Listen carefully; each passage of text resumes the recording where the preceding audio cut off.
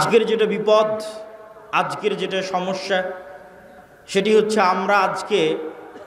আমি ছিলাম ঢাকায় এবং আপনাদের শ্রদ্ধেয় উস্তাদ শেখ আব্দুর রাজ্জাক বিন ইউসুফ তিনি ইংল্যান্ডের 20 দিনের সফর শেষ করে গতকাল শাহজালাল ইন্টারন্যাশনাল এয়ারপোর্টে রাতে অবতরণ করে রাজশাহীতে সকালবেলা পৌঁছেছে। আজকে তিনি রওনা দিয়েছেন রাজশাহী থেকে আপনাদের এই প্রোগ্রামে আসার জন্য, এই প্রোগ্রামের ওয়াদা রক্ষা করার জন্য। আর আমি রওনা দিয়েছি ঢাকা থেকে।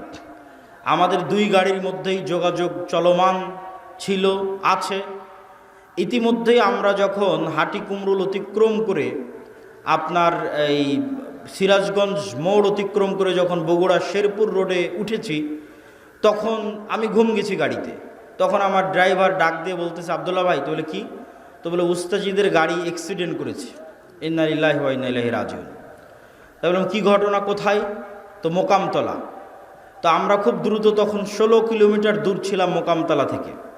খুব দ্রুত আমরা মোকামতলা পৌঁছার চেষ্টা করি এবং আজকের যারা প্রোগ্রামের আয়োজক তাদেরকেও কল দিয়ে আমরা দ্রুত ডাকি যে ভাই তোমরা একটু দ্রুত এগিয়ে আসো, একটু সহযোগিতা করো।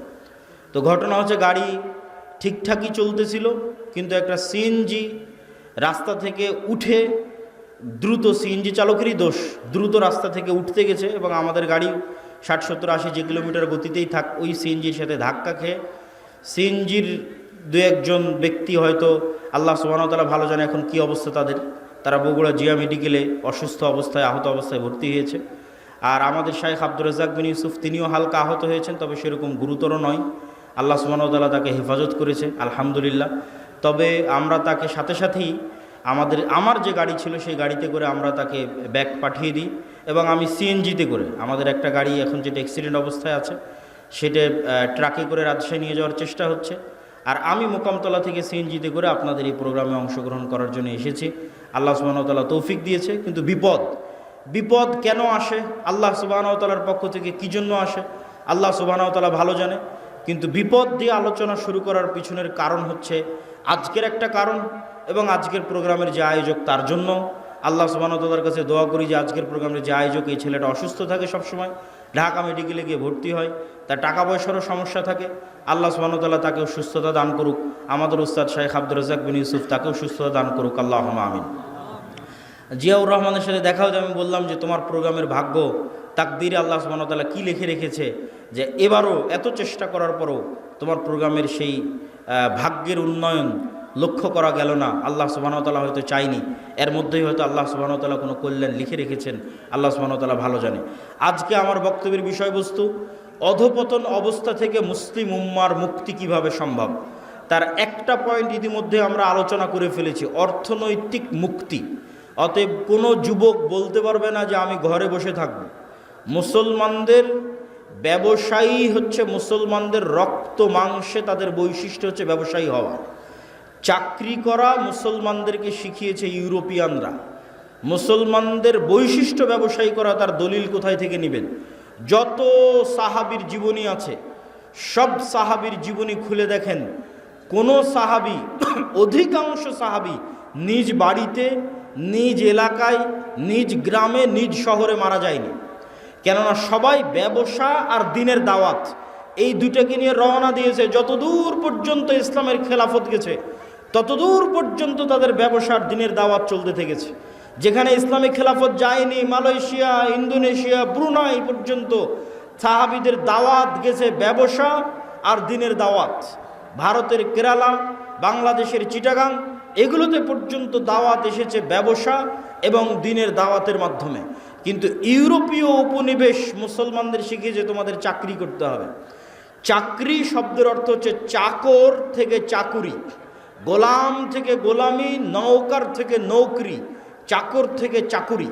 চাকুরির মধ্যে একটু হলো গোলামের আলামত এবং স্বভাব আছে। আল্লামা ইকবাল বলেছেন, জিন্দা কওমকা এহি হে আলামত কে বদলতি রহতি হে সুবহ শাম উনকে। বলছে জীবিত কওমকে, কোন জাতিকে দেখলে বুঝবা যে এই গ্রামের মানুষ এখনো বেঁচে আছে, এই মুসলিম উম্মাহ এখনো বেঁচে আছে, বাংলাদেশের মানুষেরা এখনো বেঁচে আছে যদি দেখো তাদের প্রতিদিনের সকাল সন্ধ্যা পরিবর্তন হচ্ছে।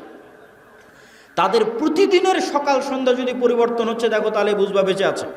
আর যদি দেখো প্রত্যেক দিন একই রকম, সকালে উঠে অফিস, অফিস থেকে বের হয়ে বাসা, সকালে উঠে অফিস, অফিস থেকে বের হয়ে বাসা, সকালে উঠে কারখানা, কারখানা থেকে বের হয়ে বাসা। যদি সেম রুটিন থাকে তাহলে বুঝবে এই জাতি মারা গেছে। কেন?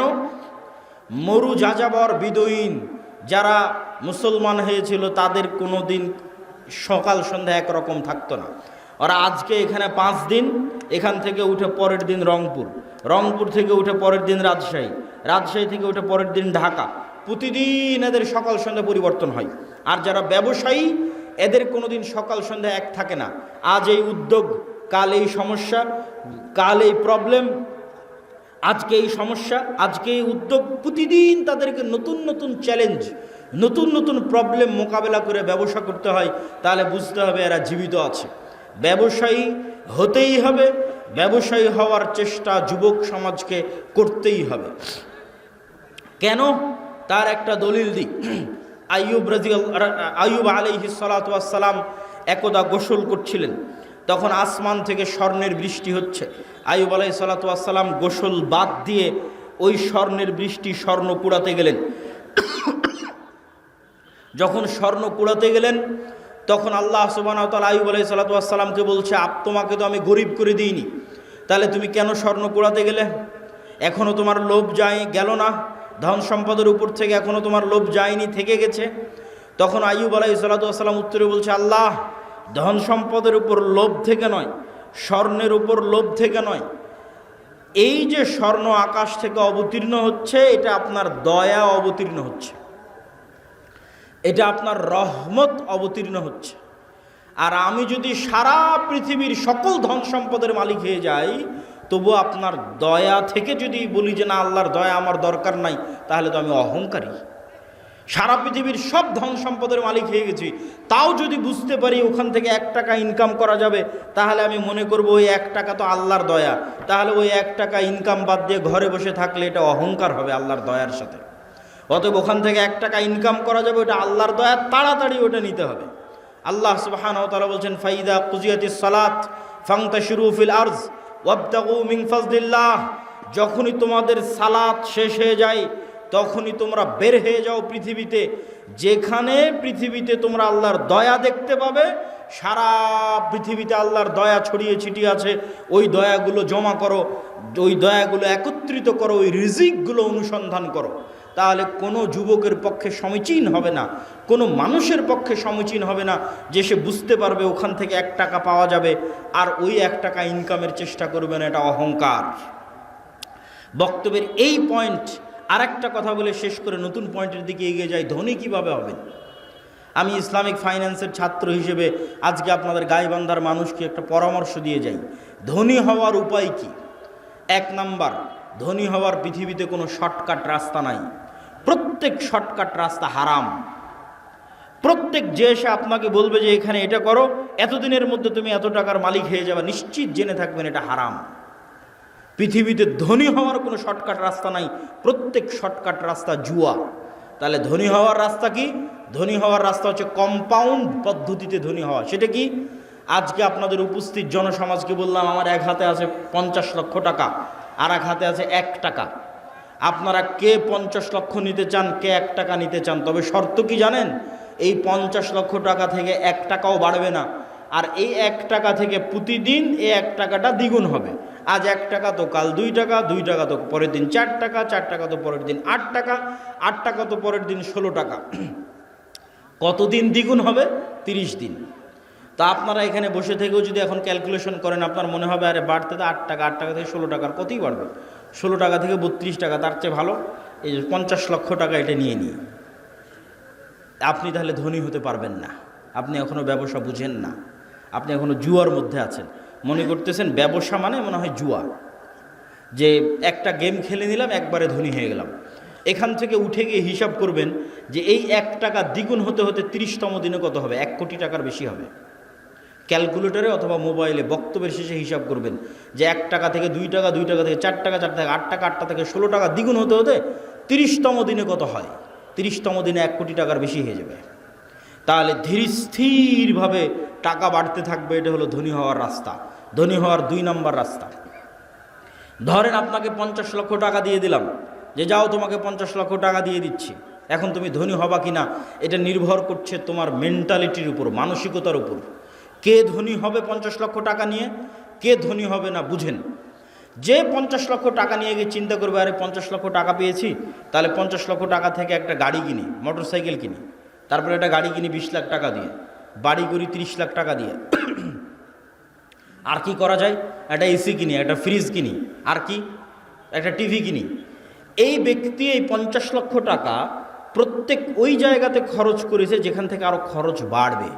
মোটর সাইকেল কিনেছে, মোটর সাইকেলের তেলে খরচ আছে। গাড়ি কিনেছে, এই যে গাড়ি আজকে আমাদের অ্যাক্সিডেন্ট হলো, গাড়িতে খরচ বাড়বে। গাড়ির গাড়ির টায়ার নষ্ট হবে, চাকা নষ্ট হবে, ওটা নতুন করে কিনতে হবে। প্রতিদিন মোবাইল লাগবে, মোবাইল দিতে হবে। ও যে এসি ফ্রিজ কিনেছে, ওখানে কারেন্ট বিল আসবে, বিদ্যুৎ বিল আসবে। মোবাইল কিনেছে, ইন্টারনেট কিনেছে, ওয়াইফাই কিনেছে, ইন্টারনেটের বিল আসবে। তাহলে এই টাকা প্রত্যেক ওই জায়গাতে ব্যবহার করলো যেখান থেকে আরও খরচ বাড়লো। এই জীবনে কোনো দিন ধনী হতে পারবে না। এর ধনী হওয়ার রাস্তা ফুল স্টপ হয়ে গেছে। এই যদি প্রবাস থেকে কোটি টাকা ইনকাম করে নিয়ে আসে তাও ধনী হবে না, গার্মেন্টসে কাজ করে ইনকাম করে তাও ধনী হবে না, আপনারা যদি মাঠে জমিতে কাজ করে টাকা জমা করেন তাও ধনী হবেন না। শেষ ধনী হওয়ার রাস্তা। ধনী কে হবে? 1 টাকা ইনকাম করেছে, 10 টাকা ইনকাম করেছে, ইনকাম করার পর যে চিন্তা করতে পারবে যে আমার গায়ের জামাটা ছিঁড়া আছে, ছিঁড়াই থাক, আমার পায়ের স্যান্ডেলটা ছিঁড়া আছে, ছিঁড়াই থাক, আমার বাড়ি মাটির আছে, মাটিরই থাক। আগে এই 10 টাকা এমন জায়গায় ব্যয় করি যেখান থেকে আর 1 টাকা ইনকাম হবে, যেখান থেকে আর 1 টাকা ইনকাম বের হয়ে আসবে, ওই জায়গাতে আগে ব্যয় করি এই 10 টাকা। এই ব্যক্তি ধনী হয়ে যাবে। সময় লাগবে, 30 বছর সময় লাগবে, কিন্তু এই যে কম্পাউন্ড ওয়েতে আস্তে আস্তে বাড়তে বাড়তে শেষের দিকে গিয়ে কোটিপতি হয়ে যাবে দ্রুত। শেষে গিয়ে দ্রুত কোটিপতি হবে, শুরুতে অত দ্রুত হবে না, কিন্তু ওর পদ্ধতি ঠিক আছে। আর 10 টাকা ইনকাম করে বলবেন আজকে নতুন জামা লাগবে, 10 টাকা ইনকাম করে বলবে আজকে নতুন স্যান্ডেল লাগবে, আজকে এসি ফ্রিজ লাগবে, জীবনে ধনী হবে না। যে টাকা এমন জায়গায় ব্যয় করতে পারে যেখান থেকে আবার টাকা ইনকাম হওয়ার রাস্তা তৈরি হবে, এ ধনী হয়ে যাবে, আজকে যতই গরিব থাকুক। তাহলে মুসলমানদের ধনী হওয়া ছাড়া, অর্থনৈতিক মুক্তি ছাড়া গোলামি থেকে মুক্তির রাস্তা নাই। আজকের পুরো পৃথিবী টিকেই আছে ডলারের গোলামির উপর। ভেনেজুয়েলার প্রেসিডেন্টকে হাত পা বেঁধে তুলে নিয়ে যাওয়ার কারণ কি? টাকা, তেল। আজকে মুসলমানেরা মুক্তি পাচ্ছে না কেন? ডলার ভিত্তিক অর্থনীতির গোলাম। সব IMF, ওয়ার্ল্ড ব্যাংকের কাছ থেকে লোন নিয়ে রেখেছে। সারা পৃথিবীর সকল অর্থনীতির কন্ট্রোল ইহুদিদের হাতে। তাহলে মুসলমান বলবে আমি ঘুমাবো, বসে থাকবো, ফ্রি ফায়ার পাবজি খেলবো, ব্যবসা করবে না, টাকা পয়সা ইনকাম করবে না, মুক্তি হবে? এটা অসম্ভব। ব্যবসা করতে হবে, টাকা পয়সা ইনকাম করতে হবে। আল্লাহ সুবহানাহু ওয়া তাআলা কবুল করুক, আল্লাহুম্মা আমিন। গোলামি থেকে মুক্তির জন্য 2 নম্বর করণীয় ঈমান বিল গায়বে ইয়াকিন এবং সর্বোচ্চ তাওহীদে বিশ্বাস। আল্লামা ইকবাল লিখেছেন, ये दौर अपने बराहिम की तलाश में है। আজকের যুগে মুসলমানদের মুক্তির একটাই রাস্তা। আজকে মুসলমানদের মধ্যে একজন ইব্রাহিম আলাইহিস সালাম লাগবে। নাই, ইব্রাহিম আলাইহিস সালাম নাই মুসলমানদের মধ্যে। আল্লামা ইকবাল গবেষণা করে দেখেছে, অনুসন্ধান করে দেখেছে, মুসলমানদের মধ্যে সালাত আদায়কারী আছে, রোজাদার আছে, দানবীর আছে, ইব্রাহিম আলাইহিস সালামের মতো সর্বোচ্চ তাওহীদে বিশ্বাসী নাই। আপনারা আহলে হাদিস মানুষ মনে করছেন আমরা তো কবরে যাই না, আমরা তাবিজ কবজ ব্যবহার করি না, আমরা শিরক করি না, তাহলে আমাদেরও কিসের তাওহীদে কমতি আছে? সেটা কোথায়? ইব্রাহিম আলাইহিস সালাতু ওয়াস সালামের তাওহীদ মানে তার হৃদয় শুধু এই কবর আর শিরক থেকে মুক্ত নয়, তার হৃদয় টাকার প্রভাব থেকে মুক্ত, নেশার প্রভাব থেকে মুক্ত, নারীর প্রভাব থেকে মুক্ত, ক্ষমতার প্রভাব থেকে মুক্ত। কোনো একটার প্রলোভন দেখিয়ে তাকে আল্লাহর আনুগত্য থেকে দূরে করা যাবে না। তুমি আহলে হাদিস হলে কি হবে? সালাফি হলে কি হবে? কবরে পূজা না দিলে কি হবে? তুমি তো বিড়িখোর, সিগারেটখোর, বিড়ি সিগারেটের নেশায় আছো। তাহলে তোমার ইলাহকে ওই বিড়ি সিগারেট। ইলাহাহু হাওয়া, যার নফসকে সে নিজের ইলাহ বানিয়ে নিয়েছে। তুমি টাকার জন্য হালাল হারাম বাস বিচার না করেই টাকার জন্য পাগল, তাহলে তোমার ইলাহকে টাকা। তুমি ক্ষমতার জন্য বাস বিচার না করে মানুষ হত্যা করতে পারো, মিছিল মিটিং করতে পারো, মিথ্যা কথা বলতে পারো, তাহলে তোমার ইলাহকে ক্ষমতা। তাহলে যার অন্তরে হয় ক্ষমতার প্রভাব আছে, না হয় নারীর প্রভাব আছে, না হয় টাকার প্রভাব আছে, না হয় জুয়ার প্রভাব আছে, না হয় অন্য কোনো নেশার প্রভাব আছে, এ তাওহীদপন্থী নয়। এই ইব্রাহিম আলাইহিস সালাতু ওয়াস সালামের উত্তরসূরি নয়, যতই শিরকে আকবার না করুক, বড় শিরক না করুক। ইব্রাহিম আলাইহিস সালাম কে? যার হৃদয় শুধু ওটাই চায় যেটা আল্লাহ বলেছে, তার হৃদয় ওটাই ভালোবাসে যেটা আল্লাহ ভালোবাসে, তার হৃদয় ওটাই ঘৃণা করে যেটা আল্লাহ ঘৃণা করে। এটা এত সহজ নয়। আল্লাহ যেটা ঘৃণা করতে বলেছে ওটাকে আপনি শতভাগ ঘৃণা করবেন, আর আল্লাহ যেটা ভালোবাসতে বলেছে ওটাকে আপনি জান প্রাণ দিয়ে ভালোবাসবেন। এই মহব্বত, এই ভালোবাসা আল্লাহ সুবহানাহু ওয়া তাআলার সাথে, এই সম্পর্ক আল্লাহ সুবহানাহু ওয়া তাআলার সাথে, আল্লাহকে আপনি ওই লেভেলের ইলাহ মানেন, এই মুসলমান হওয়া এত সহজ নয়। ওই ইব্রাহিম আলাইহিস সালাতু ওয়াস সালাম হওয়া অত সহজ নয়, কিন্তু ইব্রাহিম আলাইহিস সালাম লাগবে। মুক্তি ইব্রাহিম আলাইহিস সালাতু ওয়াস সালামের মতো মানুষ হওয়া ছাড়া সম্ভব নয়। 2 নাম্বার, ঈমান বিল গায়বে ইয়াকিন। গায়েব মানে যা চোখে দেখা যায় না। আজকে এখানে আব্দুল্লাহ বিন আব্দুর রাজ্জাক উপস্থিত হয়েছে, এটা আপনারা চোখে দেখতে পাচ্ছেন, কিন্তু এখানে যে ফেরেশতারা উপস্থিত হয়েছে এটা কি দেখতে পাচ্ছেন? দেখতে পাচ্ছেন না। কিন্তু ফেরেশতারা যে উপস্থিত হয়েছে ওটাকে যেই দিন এইভাবে বিশ্বাস করতে পারবেন, যেভাবে এখন আমাকে দেখে যেটা আপনার অন্তরে যেই মাত্রার বিশ্বাস, যেখানে আব্দুল্লাহ বিন আব্দুর রাজ্জাক উপস্থিত আছে, এই মাত্রার বিশ্বাস যেই দিন হবে যেন এখানে আমার পাশে ফেরেশতারা বসে আছে, এটার নাম ঈমান বিল গায়বে ইয়াকিন। এটা হচ্ছে দেখতে পাওয়া, ভিজুয়ালাইজ করা। কবরকে আপনি দেখতে পাচ্ছেন, জান্নাতকে আপনি দেখতে পাচ্ছেন, জাহান্নামকে আপনি দেখতে পাচ্ছেন। আপনি কল্পনা করেন, আসহাবুল উখদুদের ঘটনা বলছিল তাওহীদ ভাই, ওমা নাকামু মিনহুম ইল্লা ইউমিনু বিল্লাহিল আজিজিল হামিদ, বলছে যে আগুনের মধ্যে ঢুকে যাচ্ছে। ঘটনা তো ভাই বলেছে, আমি শুধু লজিক বলি। ওদের বাড়ি আছে, ঘর আছে, বাড়ি ঘর রেখে সাক্ষাৎ আগুনের মধ্যে কিভাবে ঢুকে? একটা রাস্তা ছাড়া ওই আগুনের মধ্যে ঢুকার কোনো রাস্তা নাই। আপনি পারবো না। পারবো একটা শর্ত পূরণ করলে। সেটা কি? আসহাবুল উখদুদের ঈমান বিল গায়বে ইয়াকিন এত বেশি ছিল যে ওরা ওই আগুনের মধ্যে জান্নাত দেখতে পাচ্ছিল। ওরা আগুনে ঢোকেনি রে পাগলা, ওরা জান্নাতে ঢুকেছে। আল্লাহু আকবার। আপনি মনে করছেন আগুনে ঢুকেছে, কিন্তু ওরা তো আগুন দেখতেই পায়নি। ওরা ওই আগুনের জান্নাত দেখতে পেয়েছে। আমরা কিসে ঢুকছি? জান্নাতে ঢুকতেছি। জান্নাতকে এরকম ভিজুয়ালাইজ যতক্ষণ না করতে পারে ঢোকা সম্ভব নয়। আর ওরা যখন পেছন মুড়িয়ে নিজের বাড়ি ঘর দেখেছে তখন দেখতে পাচ্ছে। আপনি দেখছেন বাড়িতে এসি আছে, ফ্রিজ আছে, ঘর বাড়ি আছে, ছেলে মেয়ে আছে, কিন্তু ওরা যখন বাড়ির দিকে তাকিয়ে দেখেছে তখন দেখছে আর এখানে তো জাহান্নামের আগুন জ্বলছে। সত্যি দেখতে পাচ্ছে, কাল্পনিক নয়, সত্যি দেখতে পাচ্ছে। আর আমাদের বাড়ি ঘরে তো জাহান্নামের আগুন জ্বলছে, ওরে বাবারে, এখানে ফেরত যাওয়া যাবে না। আর এই আগুনের মধ্যে কি দেখতে পাচ্ছে? জান্নাত। আর এখানে তো ঢুকতে হবে। এর নাম হচ্ছে ঈমান বিল গায়বে ইয়াকিন। এই লেভেলের ঈমান যতক্ষণ পর্যন্ত অন্তত বাংলাদেশের 20% মুসলমানের না হয়েছে, ততক্ষণ আপনি বলবেন যে বাংলাদেশে ইসলাম প্রতিষ্ঠা হয়ে যাবে, ইসলামে খেলাফা কায়েম হয়ে যাবে, সম্ভব নয়। আজকে যদি আপনি আমাকে বাংলাদেশের প্রধানমন্ত্রী করে দেন, আজকে ইরানের কি অবস্থা দেখেন। আমি বাংলাদেশের ক্ষমতায় গিয়ে যদি বলি বাংলাদেশ শতভাগ ইসলামী আইন বাস্তবায়ন করে দিলাম, কালকে ভারত এবং আমেরিকা মিলে অর্থনৈতিক বয়কট দিবে বাংলাদেশকে, যেমন ইরানকে দিয়ে রেখেছে। তাহলে ইরানের মানুষ মিছিল করতেছে কেন? আপনিও মিছিল করবেন কেন? অর্থনৈতিক বয়কট দেওয়ার পর ডলার আসবে না, গার্মেন্টস বন্ধ হয়ে যাবে। তাহলে গাইবান্ধার মানুষ খাবে কি? গাইবান্ধার মানুষ এখন যেই জীবনযাত্রায় অভ্যস্ত, এই মানের জীবনযাত্রা থাকবে না। বিদ্যুৎ আছে, বিদ্যুৎ থাকবে না, অল্প থাকবে, যাবে আসবে। যে কয়েকজনের বাড়িতে এসি চলছে ওরা এসি চালাতে পারবে না, যে কয়েকজন ফ্রিজ আছে ওরা চালাতে পারবে না। তাহলে জীবনযাত্রার মান কমে যাবে। যখনই জীবনযাত্রার মান কমে যাবে তখন বলবে রাখো তোমার ইসলাম, আগের যেটা সেকুলার দেশ ছিল ওটাই ভালো ছিল। কখন বলবে না রাখো তোমার ইসলাম? যখন ওই আসহাবুল উখদুদের মতো ঈমান হবে, দেখতে পাবে আর এটা তো জান্নাত, এটা তো জাহান্নাম, এটা যেদিন দেখতে পাবে। এই লেভেলের ঈমান ছাড়া বাংলাদেশের সবচেয়ে পরহেজগার মানুষকে যদি রাষ্ট্র ক্ষমতায় বসিয়ে দেন, ও রাষ্ট্রে ইসলাম প্রতিষ্ঠা করতে পারবে না। বাংলাদেশের মানুষও ওকে টেনে নামাবে যে তুই ক্ষমতায় থাকলে আমরা খেতে পাই না, টেনে নামাবে।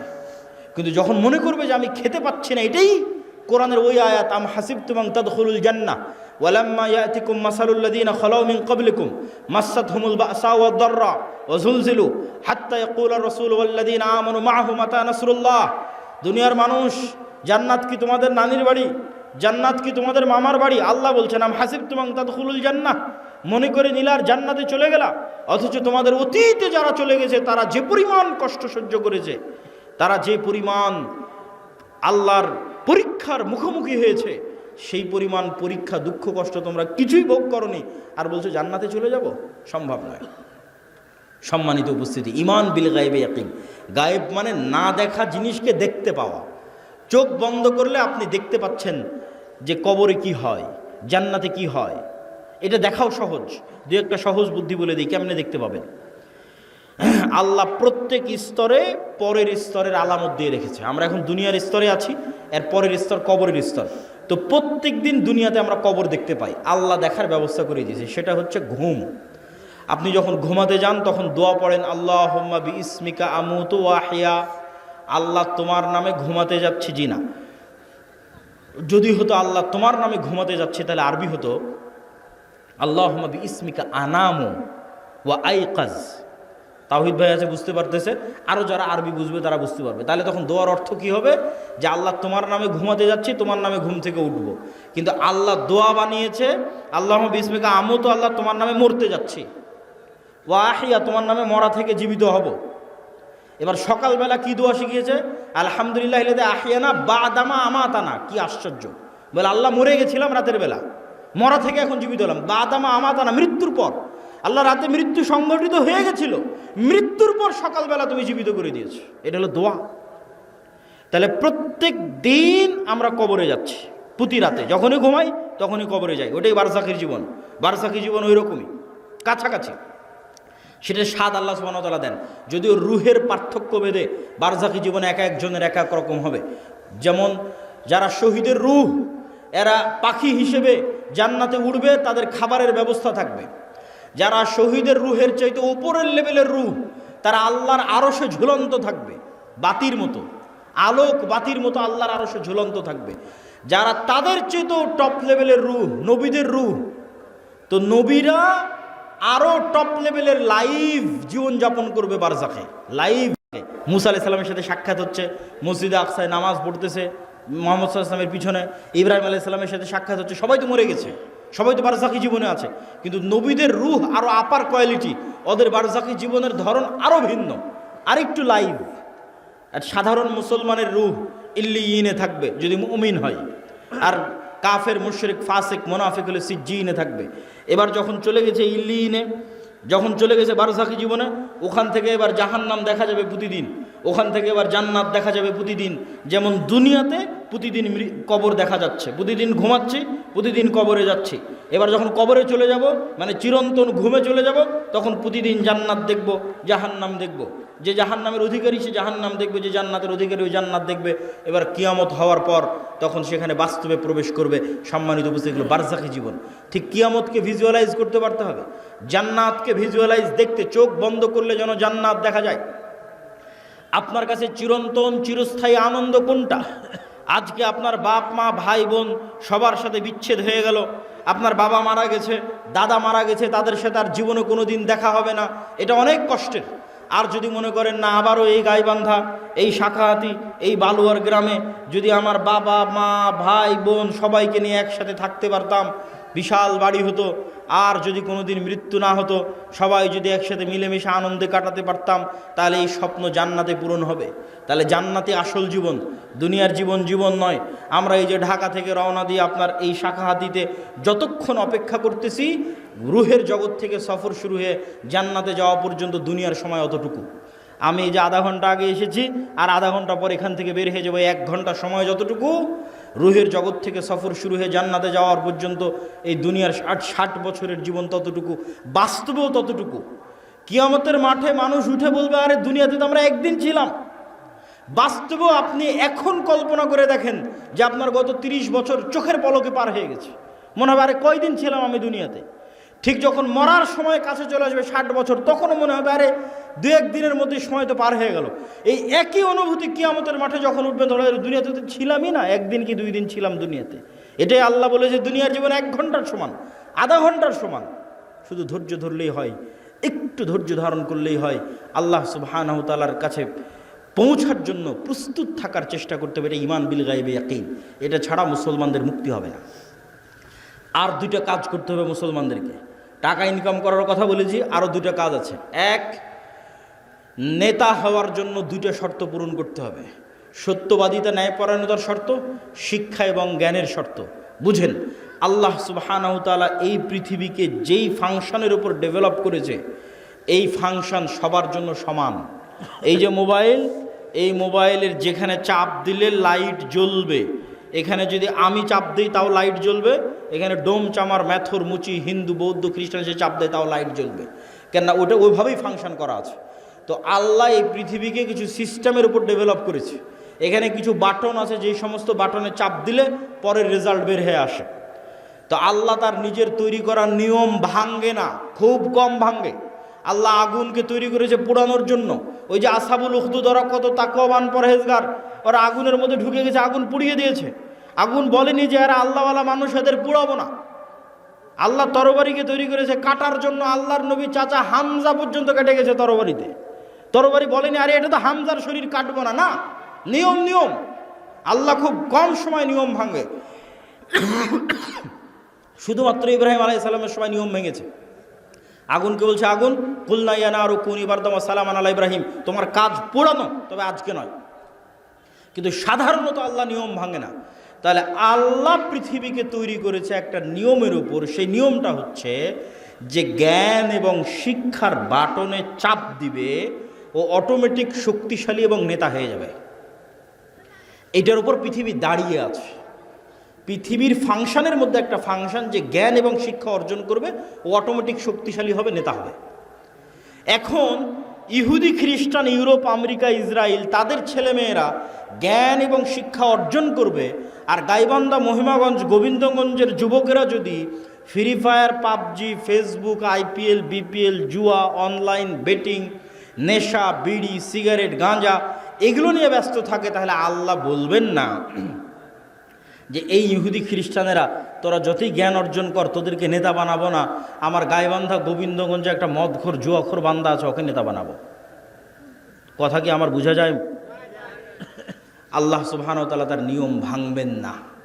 অতএব তুমি যদি মনে করো আমাকে নেতা হতে হবে, তাহলে ওই বাটনে চাপ দিতেই হবে যেই বাটন নেতা হওয়ার জন্য আল্লাহই পৃথিবীতে দিয়ে রেখেছে, সেটা হচ্ছে জ্ঞান এবং শিক্ষা। জ্ঞান অর্জন করতে হবে, পড়তে হবে।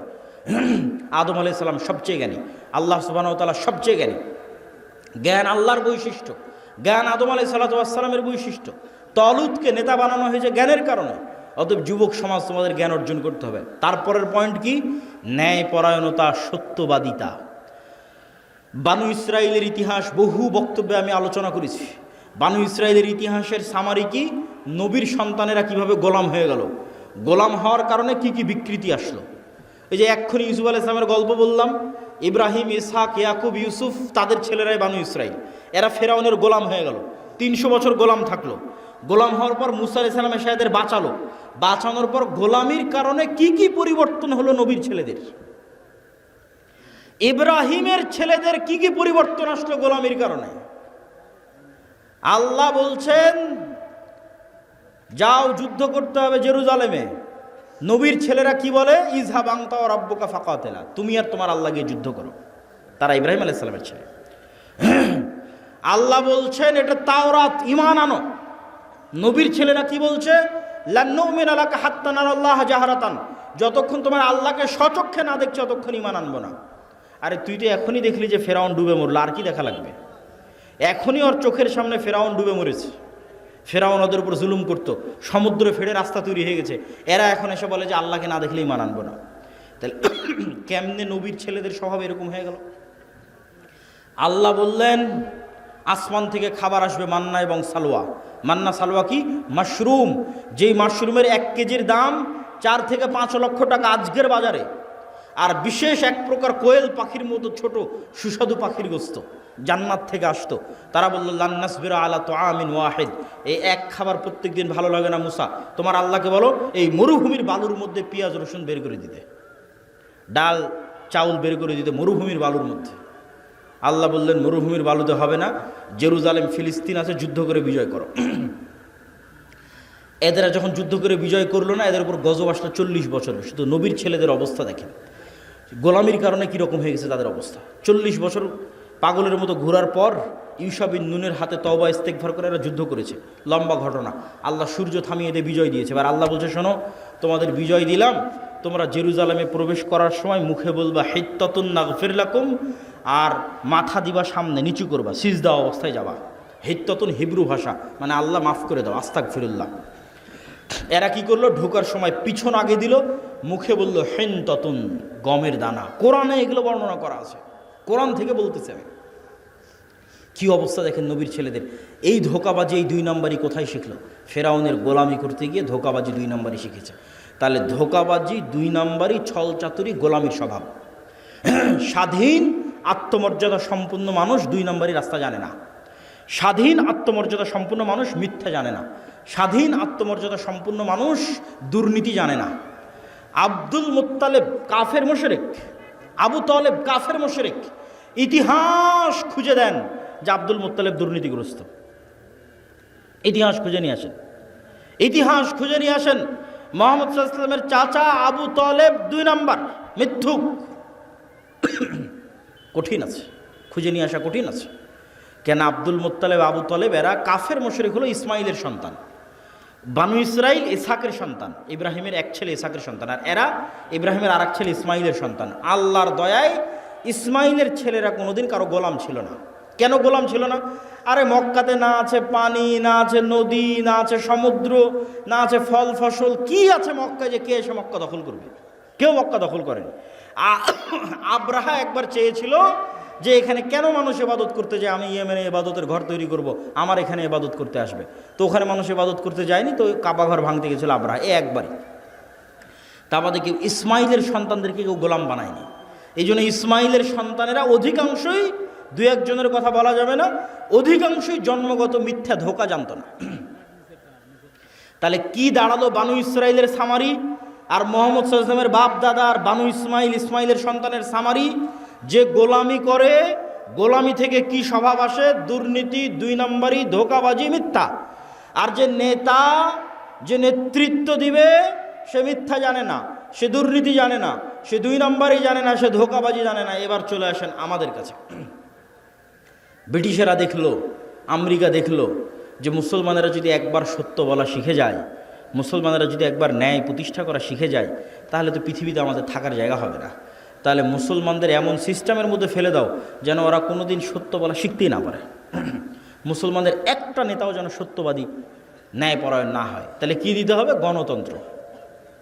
কেমনে গণতন্ত্র? কেমনে গোলাম তৈরি করে? গণতন্ত্র এমন এক সিস্টেম যেখানে এক দলের নেতা আর এক দলের নেতার বিরুদ্ধে বলবে তো বলবেই, একই আসনের মনোনয়ন প্রার্থী একই দলের, আর বাকি মনোনয়ন প্রার্থীগুলোর বিরুদ্ধে যদি 2 নম্বরই না করে, মিথ্যা না বলে, টাকা পয়সার লেনদেন না করে, লিয়াজু লবি মেনটেন না করে, তাহলে মনোনয়নই নিয়ে আসতে পারবে না। বাস্তব মাঠের পরীক্ষা। আর ইশতেহারে দল নিজেও জানে বাস্তবায়ন করতে পারবে না, মিথ্যা ওয়াদা দিবে। মিথ্যা না বলা শিখলে ভোট পাবে না। আর যারা ভোটার, সেও মিথ্যা ওয়াদা দিবে। যত এমপি প্রার্থী আসবে, হ্যাঁ ভাই আপনাকে ভোট দেব, 500-1000 টাকা, 500-1000 টাকা, হ্যাঁ আপনাকে ভোট দেব। ভোটারও মিথ্যুক, এমপিও মিথ্যুক, মনোনয়ন প্রার্থীও মিথ্যুক, এবং সবাই লিয়াজু লবি, 2 নম্বরই রাস্তা, ধোঁকাবাজি, এগুলো একদম ভোটের দিন পর্যন্ত যদি না করে, ও জিতেও আসতে পারবে না। তাহলে এই গণতান্ত্রিক পদ্ধতিতে 300 এমপি নির্বাচিত হয়ে গেল। এখন বানু ইসমাইল আর বানু ইসরাইলের এই যে আগের ফরম্যাট আপনাকে দিয়ে দিলাম, এই ফরম্যাট অনুযায়ী আপনি বলেন যে এই 300 এমপি নেতা না গোলাম? একটু জোরে বলতে হবে, নেতা না গোলাম? গোলাম। এইটা যদি একবার বুঝে গেছেন, তাহলে বুঝে গেছেন যে মুসলমানদের সমস্যা কোথায়, মুসলমানদের কাজ কি। এবার তো নেতাদের অনেক দোষ ত্রুটি বললাম, এবার একটু আমাদের দোষ ত্রুটি খুঁজি। আমরা কেমনে বুঝবো যে আমি ন্যায়পরায়ণ আছি কিনা, আমি নেতা হতে পারবো কিনা, আমি সত্যবাদী কিনা? দেখেন, দেশ ঠিক করতে ওসি, ডিসি, এসপি, মন্ত্রী, সচিবালয়ে যারা থাকে এরাই আসল। ক্ষমতায় ডক্টর ইউনূস 2 বছরের জন্য, আগের সরকার 16 বছরের জন্য, নতুন যারা আসবে 5 বছরের জন্য। কিন্তু এই আর্মি, পুলিশ, কোর্ট, জজ, সচিবালয়ে যারা আছে এদের কারো চাকরি যায়নি, এরাই থাকবে। তো এরা যদি বলে যে আমরা আজ থেকে দুর্নীতি করবো না, আজ থেকে সত্যবাদী, আজ থেকে ন্যায়পরায়ণ, তো দেশে তো 80% ইসলাম কায়েম হয়ে যাবে। ইসলাম কায়েম হওয়া মানে কি, এটাও বুঝতে হবে। ইসলাম কায়েম হওয়া মানে, যদি মনে করেন সবাই 5 ওয়াক্ত সালাত আদায়কারী হবে, ঠিক আছে, সমস্যা নেই। যদি মনে করেন সবাই পর্দা করবে, ঠিক আছে, সমস্যা নেই। কিন্তু কল্পনা করেন যে আজকে গাইবান্ধার শতভাগ মানুষ আজ থেকে 5 ওয়াক্ত সালাত আদায় করতেছে, আর গাইবান্ধার আজকে সব নারী পর্দা করতেছে, কিন্তু এদের অধিকাংশই এখনও 2 নম্বরই করতেছে, মিথ্যা বলতেছে, অন্যের সম্পদ দখল করে নিচ্ছে, দুর্নীতি করতেছে। তাহলে এখানে ইসলাম কায়েম হয়েছে? ইসলাম কায়েম হয়নি। এবার আপনি বুঝবেন কেন বললাম ওসিডিসি এসপি এরা যদি আজ থেকে শতভাগ সৎ হয়ে যায় তাহলে 80% ইসলাম কায়েম হয়ে যাবে। শুধু কি তাই, এই ওসিডিসি এসপি মিনিস্টার সচিবালয় যারা আছে এরা আল্লাহকে ধোঁকা দিতে চায়, মানুষকে ধোঁকা দিতে চায়। 2 নম্বরই উপায়ে টাকা ইনকাম করে সেই টাকা দিয়ে হজ করে পাপ ক্ষমা করতে চায়। নাউজুবিল্লাহ। এই পাগলদেরকে কে বুঝাবে যে তুমি যে অবৈধ টাকা দিয়ে হজ করছো ওটা তো কবুল হয়নি, কোনো সমস্যা নাই, তোমার মনের স্বাদ যে তুমি হজ করবা, তোমার মনের স্বাদ যে তুমি একটু মসজিদ কমিটির মেম্বার হবা, টাকা পয়সা দিবা, দান করবা, তো তুমি দান করে জানে কি পাবা, হজ করে জানে কি পাবা, তার চেয়ে তো সিক্রেট তোমার কাছেই আছে, এর চেয়ে বেশি নেকি পাওয়ার। সেটা কি? রাসূল সাল্লাল্লাহু আলাইহি সাল্লাম বলছেন, সাবআতু ইউদিল্লুহুমুল্লাহ ইয়াউমা লা দিল্লা ইল্লা দিল্লুহ, ইমামুন আদিল, যে 7 শ্রেণীর মানুষকে আল্লাহ বিশেষ ছায়া দিবে। তার 1 নম্বরে তাহাজ্জুদ গুজারকে অতিক্রম করে 1 নম্বরে চলে গেছে, দানবীরকে অতিক্রম করে 1 নম্বরে চলে গেছে, যে ওসি তার পদে বসে কিন্তু চুল পরিমাণ অন্যায় করে না, মিথ্যা বলে না। আল্লাহু আকবার। যে ডিসি, যে এসপি, যে প্রিন্সিপাল তার পদে বসে কিন্তু চুল পরিমাণ অন্যায় করে না, মিথ্যা বলে না, এটা 1 নম্বরে চলে গেছে, ইমামুন আদিল। তাহলে তুমি অন্যায় উপায়ে সুদ ঘুষ নিয়ে টাকা ইনকাম করে হজ দান করতে চাচ্ছ, এটা তো চরম বোকামি। তুমি যেখানে দায়িত্ব পালন করছো ওখানে সত্যবাদিতার ন্যায়ের সাথে দায়িত্ব পালন করো, ওটাই ইবাদত। এবার আপনাদেরকে বলি, আপনি আপনার একটা উদাহরণ, আপনার বোনকে আপনার পিতার সম্পত্তিতে ন্যায়ের সাথে সম্পত্তি বুঝিয়ে দিয়েছেন কিনা? যদি হ্যাঁ হয় তাহলে আপনার নেতা হওয়ার সম্ভাবনা আছে, যদি না হয় তাহলে আপনার মধ্যে বনু ইসরাইলের গোলামির স্বভাব বিরাজ করতেছে, আপনি গোলাম, আপনার পরবর্তী 14 প্রজন্ম গোলাম। নেতা হতে চাইলে আগে নিজেকে ন্যায়পরায়ণ হতে হবে, যে না, আমার বাবা যা জমি দিয়ে গেছে আমি আজকেই ন্যায়ের ভিত্তিতে আমার বোন যা পায় সেটা আমি বুঝিয়ে দেব। আমি কি আমার স্ত্রীর সাথে ন্যায় করি? আমি কি আমার বাপ মায়ের সাথে ন্যায় করি? আমি কি আমার ছেলে মেয়ের সাথে ন্যায় করি?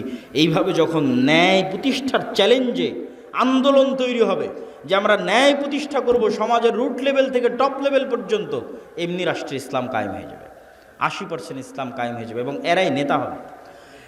এখান থেকে নেতৃত্বের শুরু হবে। উসমান হাদি, যাকে গুলি করে হত্যা করা হয়েছে, সে নির্বাচিত কোনো এমপিও নয়, সে বড় কোনো দলের নেতাও নয়, তার কোনো লাখ লাখ কর্মী বাহিনীও নাই, তাহলে তাকে গুলি করে হত্যা করা হলো কেন? এইটার ক্ষমতা, এটা দেখে আপনি বুঝবেন যে সত্যবাদিতার ন্যায়পরায়ণতার ক্ষমতা কি। সত্যবাদিতা এবং ন্যায়পরায়ণতা থাকলে মানুষ যে আসল নেতা হয়, মানুষ যে প্রকৃত নেতা হয়, তার প্রমাণ হচ্ছে ওসমান হাদি। এই রকম যুবক লাগবে। আজকের বক্তব্যে যতগুলো পয়েন্ট তুলে ধরেছি, একটা একটা করে পয়েন্ট আপনারা মিলান। 1 নাম্বার, যার ঈমান বিল গায়বে ইয়াকিন আছে। 2 নাম্বার, যার শতভাগ তাওহীদ আছে। 3 নাম্বার, যে টাকা পয়সায় গরিব ফকির নয়, ব্যবসায়ী। 4 নাম্বার, যে জ্ঞানে ভালো জ্ঞান, উচ্চ ডিগ্রি জ্ঞান অর্জন করে এসেছে। 5 নাম্বার, যে সত্যবাদী ন্যায়পরায়ণ, জ্ঞানকে বিক্রি করে না, টাকাকে অন্যায় উপায়ে লাগায় না। এই রকম যদি 500 যুবকও তৈরি হয় তাহলে এই 500 যুবকই বিপ্লব তৈরি করে ফেলতে পারবে, শুধু বাংলাদেশে নয়, সারা পৃথিবীতে, ইনশাআল্লাহ। বলেন ইনশাআল্লাহ। তবে হ্যাঁ, এই রকম যুবকদের উপর বিপদ নেমে আসবে, যেমন আসহাবে কাহাফের উপর বিপদ নেমে এসেছিল। বাঁচার রাস্তা, তার জন্য 2টা সিক্রেট থিওরি বলে আজকের বক্তব্য শেষ করব। 2টে আল্লাহর সাহায্য পাওয়ার মাধ্যম। আল্লাহর সাহায্য ছাড়া বিজয় হয়নি, হবে না, হয়নি, হবে না। আল্লাহর সাহায্য লাগবে। আল্লাহর সাহায্য পাওয়ার 1 নম্বর উপায় সালাত, 2 নম্বর উপায় জিকির। সালাত কি? আজকে এখানে বসে বক্তব্য দিচ্ছি, আমেরিকায় বসে মানুষ লাইভ দেখতেছে, ইংল্যান্ডে বসে লাইভ দেখতেছে, ঢাকায় বসে লাইভ দেখতেছে। তো এই যে ইন্টারনেটের মাধ্যমে, মোবাইলের মাধ্যমে 1000 কিলোমিটার দূর থেকে আমার সাথে তারা লাইভ কানেক্টেড হয়েছে, অনলাইন কোর্সে জুম অ্যাপের মধ্যে, গুগল মিটের মধ্যে পাসওয়ার্ড দিয়ে যখন 1000 কিলোমিটার দূরে থাকা ছাত্র 1000 কিলোমিটার দূরে থাকা শিক্ষকের সাথে কানেক্টেড হয় লাইভে এবং ক্লাস নেয়, মুখোমুখি হয়, সালাত এমন এক প্রযুক্তি যা 7 আসমানে থাকা, আরশে থাকা, রব্বুল আলামিনের সাথে জমিনে থাকা আল্লাহর সৃষ্টি মানুষের মধ্যে লাইভ কানেক্টেড করে দেয় সালাত। আল্লাহু আকবার। আমি আল্লাহর নবীর হাদিস আপনাদের সহজবোধ্য করে অনুবাদ করলাম। হাদিস আল্লাহর নবীর, যে বান্দা যখন সালাতে দাঁড়ায় তখন আল্লাহ সুবহানাহু ওয়া তাআলা বান্দার মুখোমুখি হয়ে যায়। বান্দার চোখ যখন সিজদার দিকে থাকে, কলব যখন কানেক্টেড থাকে, তখন বান্দার সাথে আল্লাহ সুবহানাহু ওয়া তাআলা মুখোমুখি। এই সালাত আমার এবং আপনার বাঁচার রাস্তা। সালাত ছাড়া বাঁচার রাস্তা নেই। সালাত নাই, আল্লাহর গন্তির মধ্যে নাই, আল্লাহর কাউন্টের মধ্যে নাই, আল্লাহর খাতার মধ্যে নাই, আল্লাহর গণনার মধ্যে নাই। কে আপনি? আল্লাহ সুবহানাহু ওয়া তাআলা আপনাকে চেনে না। আপনি কিসের তাকবীর দেন, কিসের মিছিল মিটিং করেন, কিসের ভোট দেন, আল্লাহ সুবহানাহু ওয়া তাআলার গণনার মধ্যে আপনি নাই। তখনই গন্তির মধ্যে ঢুকবেন যখন আপনি 5 ওয়াক্ত সালাতে উপস্থিত হবেন। 5 ওয়াক্ত সালাত ছাড়া মুসলমানের বাঁচার কোনো রাস্তা নাই।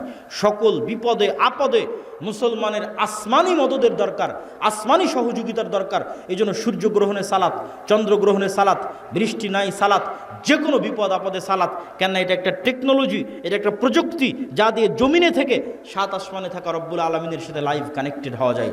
সম্মানিত বুঝি, 2 নাম্বার জিকির। জিকির কেন পাওয়ারফুল এটা বলে আজকের বক্তব্য শেষ করে দেব, উঠিয়েন না, খুব গুরুত্বপূর্ণ। সব শেষ পয়েন্ট কিন্তু সবচেয়ে গুরুত্বপূর্ণ। জিকির কেন পাওয়ারফুল? সাউন্ড এবং শব্দ পাওয়ারফুল, এইটা আমরা বুঝি না। আজকের আধুনিক সভ্যতা টিকে আছে ইন্টারনেটের উপর। এই ইন্টারনেট টিকে আছে কিসের উপর?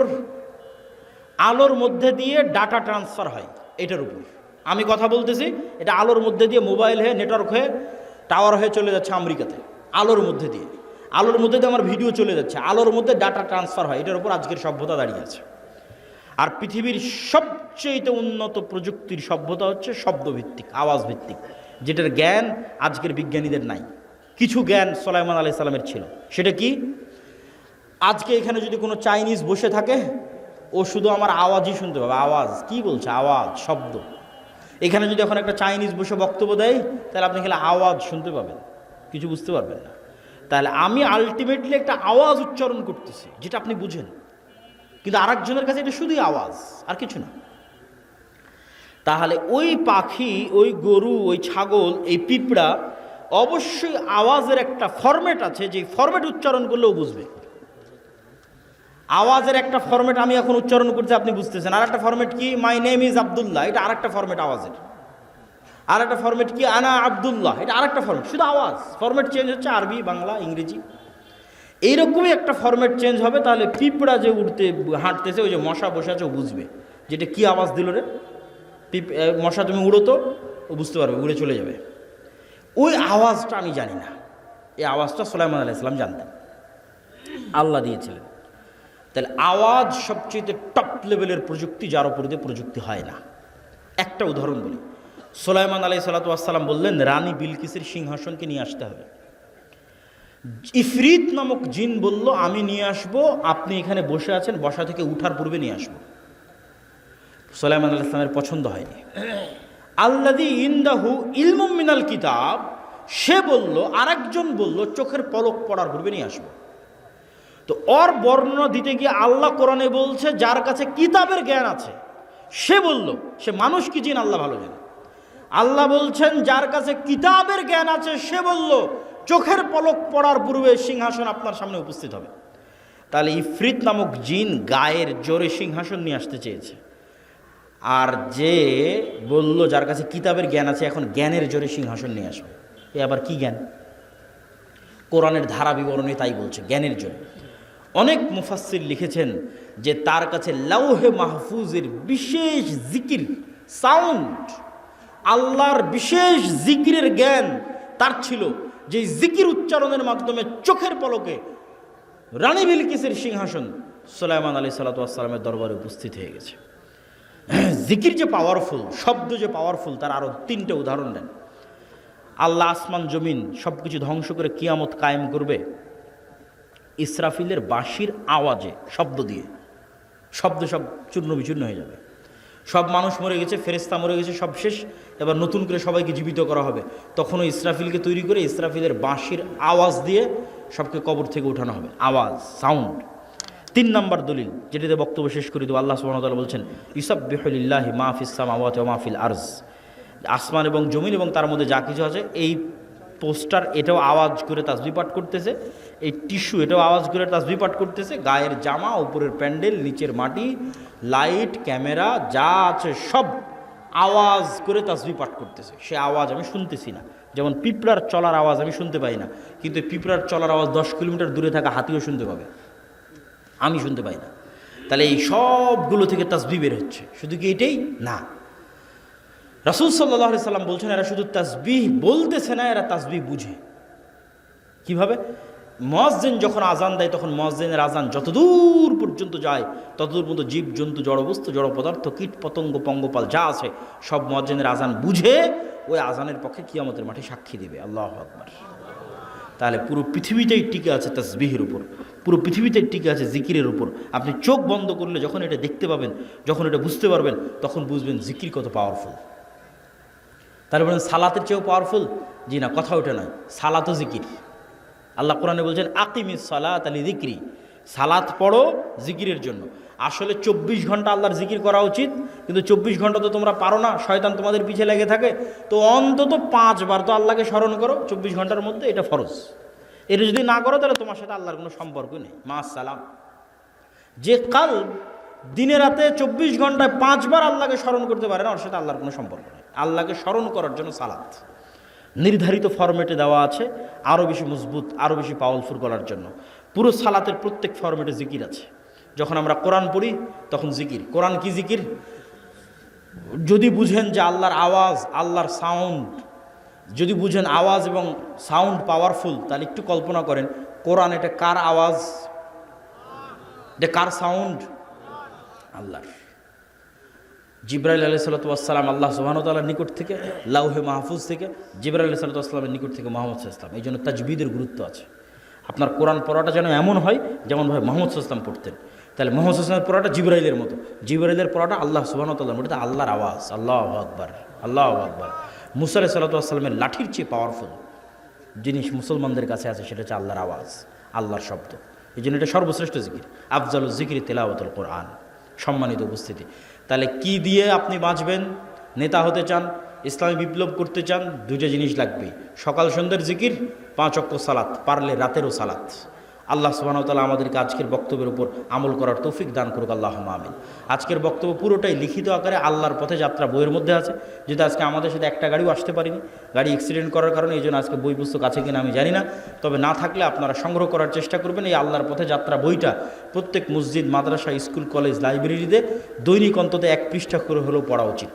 মহিমাগঞ্জ কামেল মাদ্রাসাতেও অন্তত 1-1.5 পৃষ্ঠা করে পড়া উচিত, বাস্তবায়ন করা উচিত। পাঠচক্র সকল মসজিদ, মাদ্রাসা, আল্লাহর পথে যাত্রা আর মাসিক আল ইতিসাম। এই বলে আমি আমার আজকের বক্তব্য শেষ করছি। প্রশ্ন উত্তর, আপনারা ধীর স্থিরভাবে থাকেন, তাড়াহুড়া করার কিছু নাই। শাইখ সালাম নেবেন। আমার প্রশ্ন হলো, সালাতে যদি কোনো ব্যক্তি সূরা কেরাত মুখ এবং যদি ঠোঁট বন্ধ থাকে তাহলে এটা পড়া হলো না, এটাকে পড়ার মধ্যে ধরা হয় না। ঠোঁট নড়তে হবে, জিহ্বা নড়তে হবে, আওয়াজ হোক অথবা না হোক।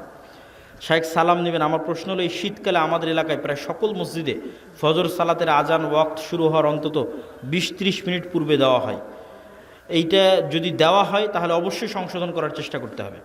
এখন তো আধুনিক যুগ, মোবাইল অ্যাপস সব জায়গায় নির্ধারিত সময় দেওয়া আছে কখন সুবে সাদেক হচ্ছে।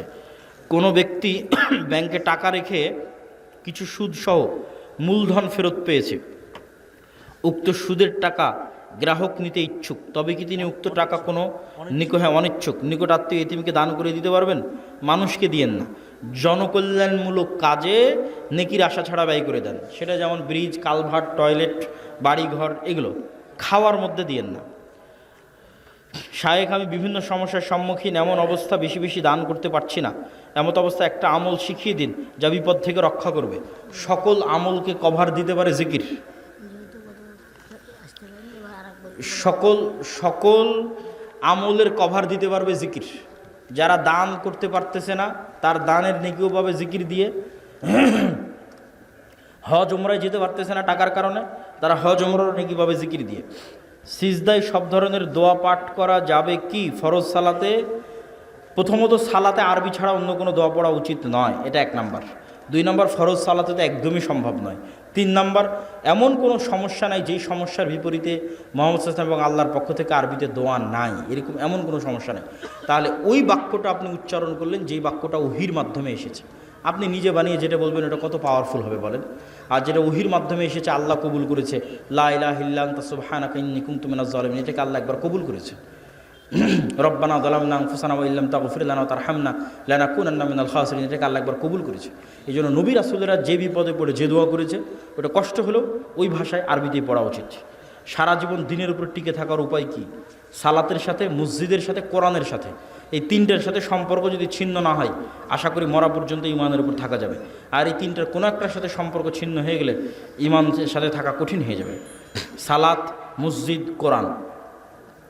ইসলামে তো জাতীয়তাবাদ হারাম, তাহলে প্রশ্ন করেছে আর কি জাতীয়তাবাদ কি? প্রথম কথা হচ্ছে জাতীয়তাবাদ বলেন, গণতন্ত্র বলেন, সমাজতন্ত্র বলেন, এগুলো সবই হচ্ছে এক একটা মূর্তি, নতুন যুগের, আধুনিক যুগের মূর্তি, যেটা এই যুগের আজরেরা তৈরি করেছে। এই যুগের, নতুন যুগের আজরদের তৈরি করা এই মূর্তি যতক্ষণ না ভাঙ্গা হচ্ছে ততক্ষণ পর্যন্ত মুসলমানদের বিজয় সম্ভব নয়।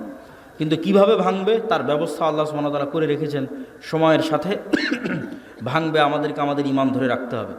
ওমর রাদিয়াল্লাহু তাআলা আনহুকে দেখে শয়তান পালাতেন, সে তো মানুষ ছিল, তো তার ভিতরে কি বিশেষত্ব ছিল যে তাকে দেখে শয়তান পালাতো?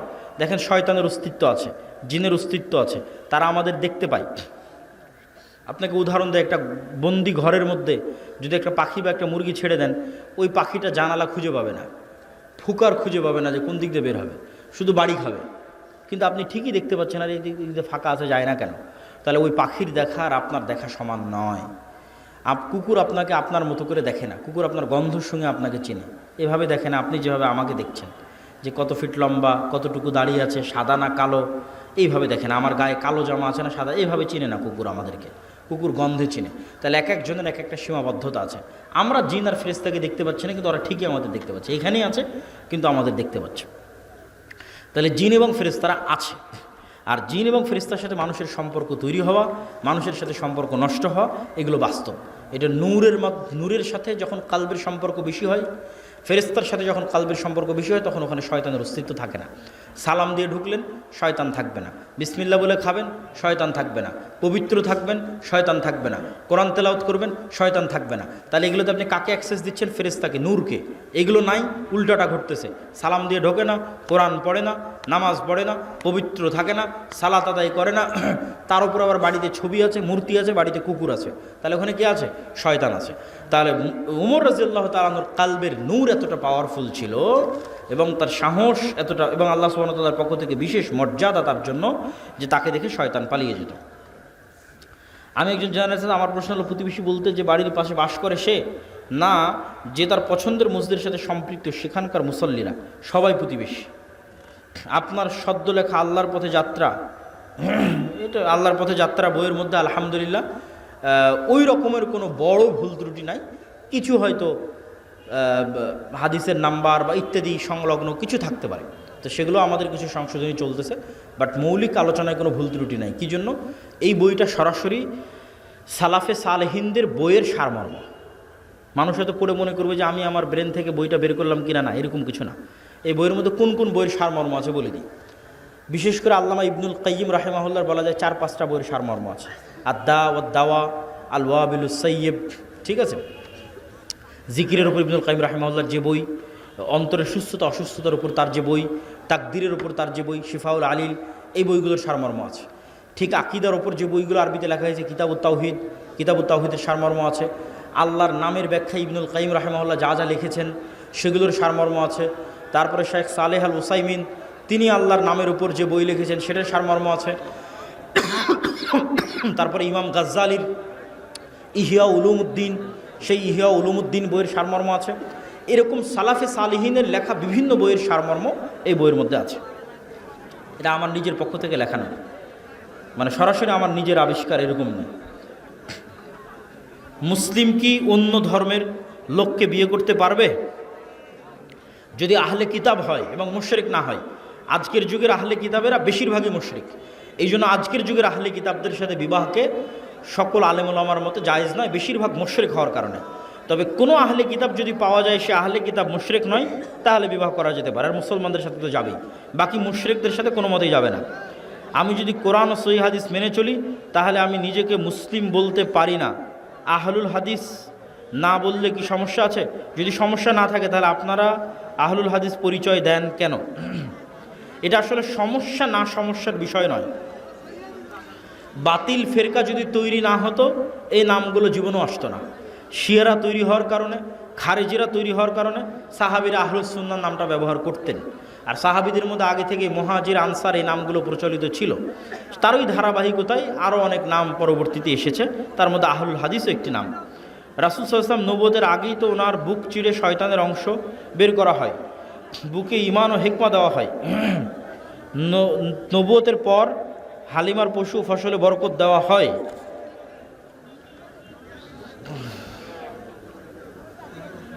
পাগল কি প্রশ্ন করেছে? আল্লাহ সুবহানাহু ওয়া তাআলা যাকে ইচ্ছা সঠিক পথের দাওয়াত দেন। ছেলে মেয়ে বিয়ের বয়স হয়েছে কিন্তু বিবাহ দিচ্ছে না, তাতে করণীয় কি? প্রথম কথা হচ্ছে বিবাহ করার সক্ষমতা অর্জন করতে হবে। তোমার টাকা পয়সার ইনকাম নাই, বিয়ে করে নিয়ে আসবা, পরের দিন ভালোবাসা জানালা দিয়ে পালিয়ে যাবে, ভালোবাসা টিকবে না, ডিভোর্স হবে, সম্পর্ক নষ্ট হবে।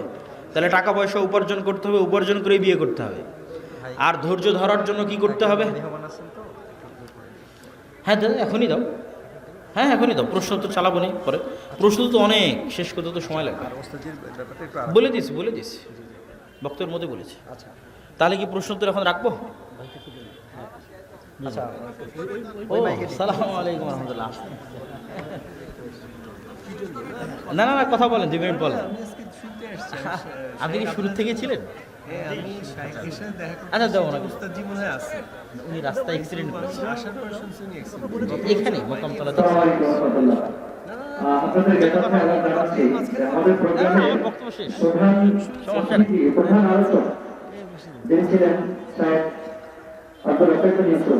তিনি আসার জন্য অলরেডি আমাদের মোকামতলা পর্যন্ত আসছিলেন। আব্দুল্লাহ ভাইয়ের বক্তৃতা যেটা শুনলেন, তিনি মোকামতলে এসে একটা বড় ধরনের অ্যাক্সিডেন্ট করেছেন। তো আল্লাহর রহমতে তিনি স্বাভাবিক আঘাতপ্রাপ্ত হলেও সুস্থ আছেন এবং আসলে বক্তৃতা দেওয়ার মতো অবস্থানে তিনি ছিলেন না, এই জন্য তিনি রেস্টে আছেন এবং আজকের মতো তিনি আমাদের মাহফিলে আসতে পারেননি। তো আমাদের একজন মেহমান আছে যিনি ভাই হিসেবেই যারা স্বাধীন কায়সার লিঙ্কন, তিনি আপনাদের সামনে কিছুক্ষণ কথা বলবেন, আপনারা একটু শুনে ধৈর্য সহকারে শুনবেন। জি প্রধান আলোচকের পরে আলোচনা চলে না। না না না কোনো সমস্যা নেই, আমি তো আলোচনা শেষ করে ফেলেছি।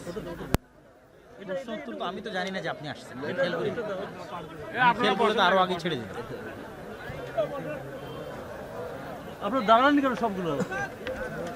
একটু বসেন, আপনারা একটু বসেন।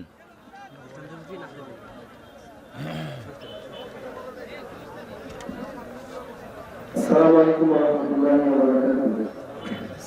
আলহামদুলিল্লাহি রাব্বিল আলামিন, লাহুল হামদুল হাসান ওয়া সালাতুল জামিল ওয়া আশহাদু আন লা ইলাহা ইল্লাল্লাহু ওয়াহদাহু লা শারীকা লাহু ইয়াকুলুল হাক্কা ওয়া হুয়া ইয়াহদিস সাবিল ওয়া আশহাদু আন্না সাইয়্যিদানা ওয়া নাবিyyana ওয়া হাবিবানা ওয়া হাবিবা রাব্বিনা মুহাম্মাদান সাল্লাল্লাহু আলাইহি ওয়া সাল্লাম আবদুহু ওয়া রাসূলুহু সাল্লাল্লাহু তাআলা আলাইহি وعلى آله وأصحابه والتابعين لهم بإحسان إلى يوم الدين أما بعد।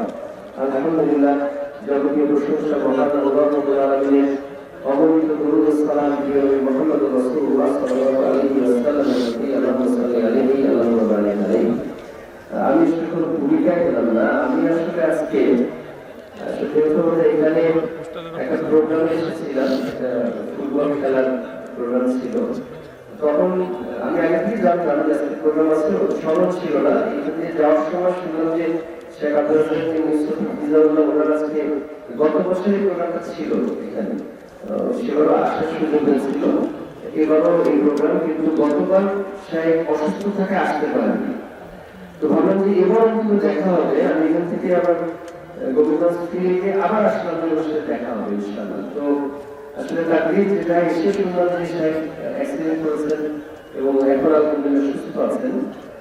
এবং সর্বশেষ ওনার সাথে আমার এইবার হাজি সফরে দেখা হয়েছিল আলহামদুলিল্লাহ। এবং এমন একটা সময় মানে আরাফাত মাঠে, মানে উনি একটা জায়গায় উপর দিয়ে চাদর টানিয়ে ওখানে বসে দোয়া করছিলেন এবং এই আসরের পরের সময় দাঁড়িয়ে দোয়া করছিলেন। তো ওই সময় দেখা যাচ্ছে গিয়ে কথা বললাম, দোয়া করলেন।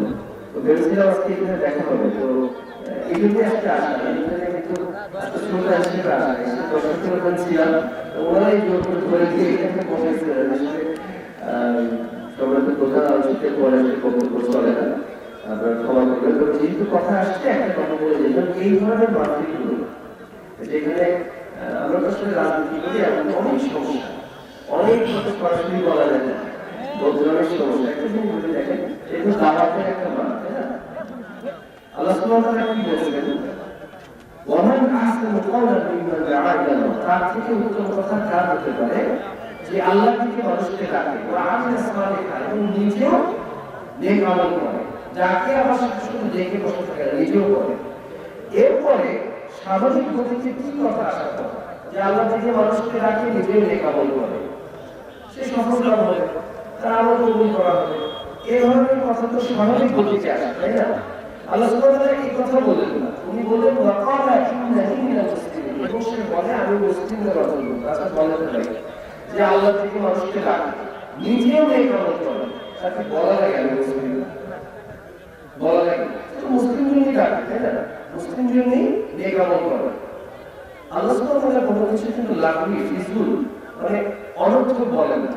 আল্লাহ সুবহানাহু ওয়া তাআলা অন্য আয়াতে বলছেন, যেটা আমাদের আজকের প্রধান আলোচক ছিলেন শেখ আব্দুল রাজ্জাক বিন সুফরুল হাফিজাহুল্লাহ, উনিও বলেন বিভিন্ন মাহফিলে যে ইয়া আইয়ুহাল্লাযীনা আমানু, ওহে যারা আমার দলের লোক, মানে আতিউল্লাহ, আমার দল কিন্তু বলতেছে, দলের কথা কিন্তু বলতে এটা বলে গেলেন, যারা ঈমান আনে তারা আল্লাহর দলের লোক, তাই না? আতিউল্লাহ, আল্লাহ নিঃশর্ত আনুগত্য করো, ওয়া আতিউর রাসূলা, এবং আল্লাহ রাসূলের নিঃশর্ত আনুগত্য করো।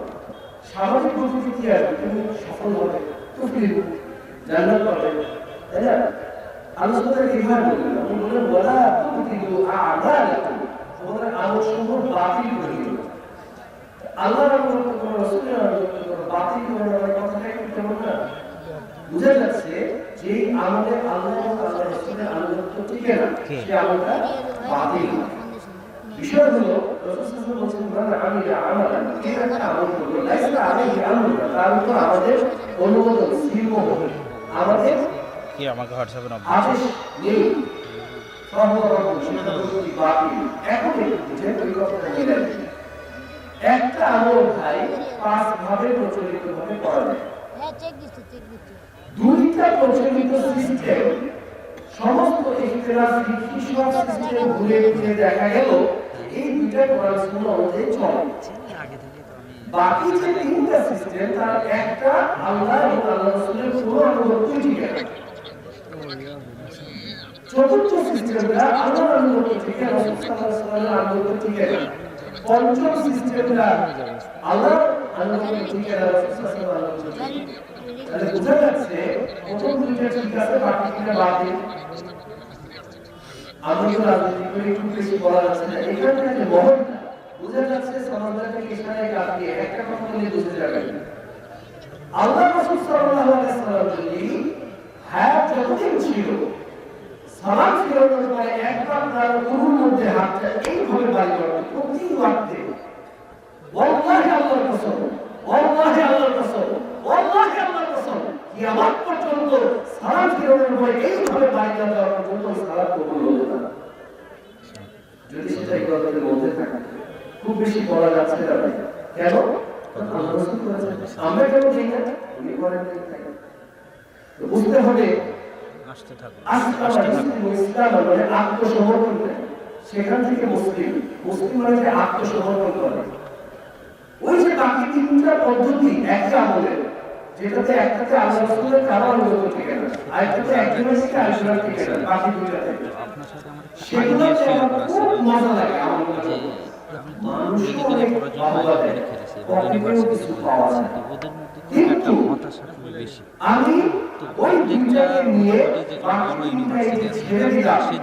মানুষ যতই আমাকে বাহবা দেয়, মানুষ যতই আমাকে খুবই আক্রান্ত রোগী, সমৃদ্ধি বা চিকিৎসা হচ্ছে দিনই কাজে যদি কোনো একটা চেম্বারের মতো করে মানে পাশে লাইব্রেরি এবং সাথে ধরেন যে কিছু আলেম থাকবে যারা হতাশা হয়ে বা কোনো কারণে যারা জানে না ওখানে গেল এরকম কি করা যায়? আল্লাহ সুবহানাহু ওয়া তাআলা আমাদেরকে জেনে বুঝে এটা কি ইফেক্টিভ হবে কি সঠিক করতে আমল যাচ্ছেন? করে মানে প্রচলিত বাকি মেডিকেল আমল এবং ছেড়ে ইউনিভার্সিটিতে দেওয়ার কিন্তু তৌফিক দান করুন। ছেলেপেলে আকুলু খুবই কওলি হাযা আস্তাগফিরুল্লাহ লি ওয়া লাকুম ওয়া লিসাইরিল মানুষ মুসলিমিন যেরকম ফাস্তাগফিরুহু ইন্নাহু হুয়াল গফুরুর রহিম। আসসালামু আলাইকুম ওয়া রাহমাতুল্লাহি ওয়া বারাকাতুহু। এটা অ্যানাউন্স করে দাও। এই ওটা বলে মাউথপিসটা কেন দাও? এখানে এখানে এখানে দাও, এখানে দাও।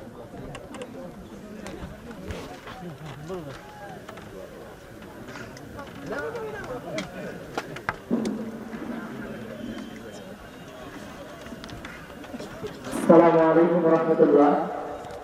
শায়েখ আব্দুর রাজ্জাক বিন ইউসুফ কর্তৃক পরিচালিত আজরামিয়া সালাফিয়া পরিমুক্ত প্রতিষ্ঠান মারকাজুল উলুম সালাফিয়া মাদ্রাসা ও ইতিমখানার উন্নয়ন করবে 18তম অধিবেশন প্রাক ইসলাম